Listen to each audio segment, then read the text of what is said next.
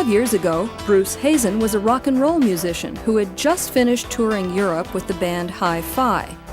Today, after completing the technical illustration program, he works on illustrating maps for Contel. Now, if this sounds like an unhappy turn of events, that's not how Bruce sees it. Basically what it does is it pays my rent, which is really important.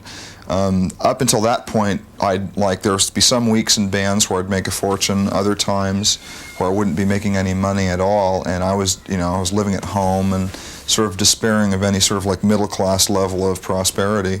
I learned a lot in the space of what's really equivalent of one school year, whereas in a typical school year you might learn a little bit about algebra, a little bit about English, a little bit about history or whatever. Here you learned a lot about one thing, and so by the time you got out of school you were pretty well qualified to talk about what you'd learned. You were no dilettante.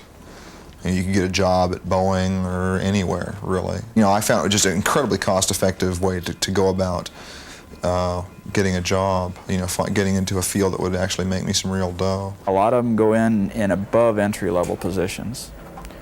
We've had them answer ads in the newspaper that require 3 to 5 years experience, and a lot of our students, when they apply and go through the process of interviewing and show them their portfolio, they get the job and they beat out maybe 25 applicants sometimes. A week out of school I was offered 3 jobs, and I took the one with the most money.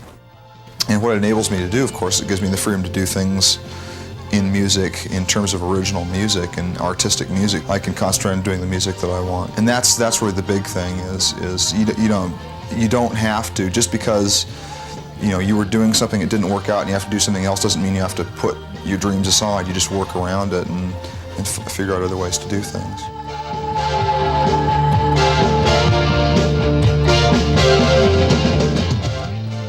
Laura, John, Dina, and Bruce are not unique.